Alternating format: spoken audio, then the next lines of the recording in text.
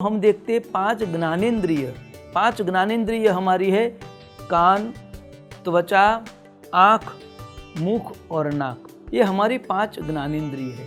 तो यहाँ महत तत्व में से एक अनेक प्रकट होते गए।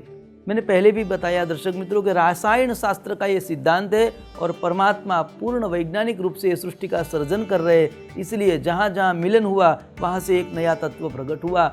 पंच महाभूत प्रकट हुए, पृथ्वी, अग्नि, वायु, जल और आकाश। उसमें से उसके ही पांच तत्व उसमें से प्रकट हुए। शब्द, स्पर्श, रूप, रस और गंध, ये पांच तत्व उसमें से प्राप्त हुए। उन दोनों में से पांच ज्ञानेंद्रिय और पांच कर्मेंद्रिय हमें प्राप्त हुई। ज्ञानेंद्रिय है कान, आँख, नाक, मुंह और हमारी त्वचा। ये हमारी ज्ञानेंद्रिय है, इससे हमें पता चलता है। पर ये पता चल गया, पर अब कर्म करने के लिए क्या चाहिए, तो उसे कर्मेंद्रिय कहा गया है। वह हमारे है हाथ, पैर, अपना मुख और मल और मूत्र द्वार। ये हमारा कर्मेंद्रिय है, इससे हम कर्म करते हैं। तो ऐसे पांच गुण धर्म प्रकट हुए, उसमें से पांच तत्व हुए, मानी 10 हुए। पांच ज्ञानेंद्रिय, पांच कर्मेंद्रिय, ऐसे कुल मिलाकर 20 हुए। 20 तत्व का प्रादुर्भाव हुआ। इस 20 तत्व में 4 और तत्व मिले।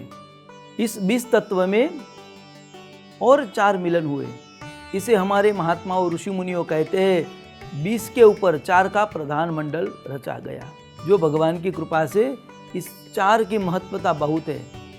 इस 4 को कहते हैं मन, बुद्धि, चित्त और अहंकार। ये 4 उसमें मिलन हुए, क्योंकि व्यक्ति को कर्म में यही तो बाधा करते हैं, कर्म में लिप्त रखते हैं। इसलिए इस 4 की आवश्यकता ज़्यादा है, इसलिए इसको सबसे ऊपर रखा गया। तो ये 20 कर्मेंद्रिय हुई, तो यहाँ 20 तत्व का मिलन हुआ, उसमें 4 तत्व और मिलाए गए।